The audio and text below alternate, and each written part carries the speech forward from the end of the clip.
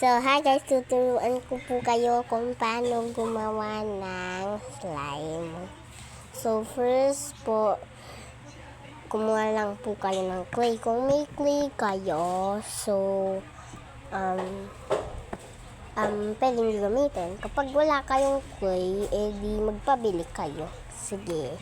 Saka next ay meron sa inyo. Ako meron din ako. Tatlong klaseng lotion. Tatlong klaseng lotion. Basta lang. Tsaka parang siya.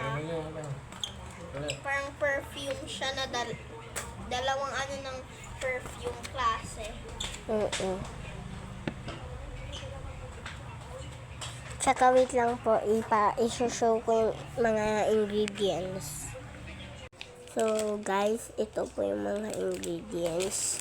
So, po, ginawa niya itong fluffy yung slime ko. Alcosoft pangalan niya. Tsaka yung iba, ginawa nila fluffy slime ko. Ito yung lalagyan, pat-pat. So, i-continue natin squish yung slime. So, may clay ako sa bag. So, wait lang, ipapakita ko, ha? So, purple siya. So, open natin bag ko. Ito siya. Purple. Oh, tingnan mo, purple. Sige. Close na natin. Wait lang.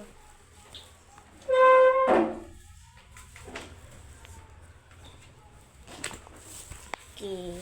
Go back to my slime. Balik na tayo kay slime eh. So, saan ko po siya ilalagay kapag matutulog na kami?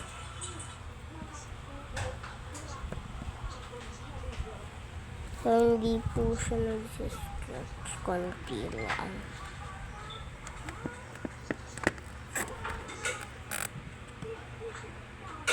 Yan lang po yung stretch. So, sticky po siya.